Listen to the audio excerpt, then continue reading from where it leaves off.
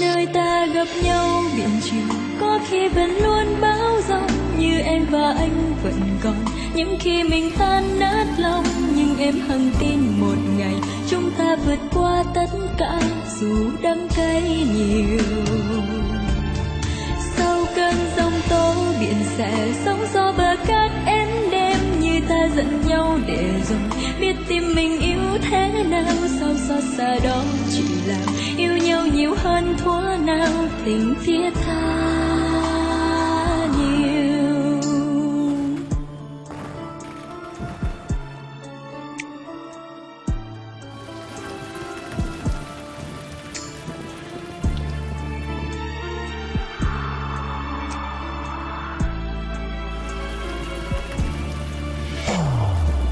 Từ khi anh đến tình yêu thật đẹp, và ta bên nhau như sóng xuồng bờ.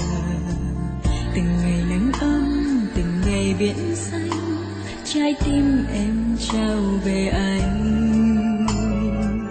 Và giọt nước mắt đầu tiên nghẹn ngào, vì em không thích, vì anh hiểu lầm, vì lời đã nói chẳng được mấy khi em buồn lời nói vô tình.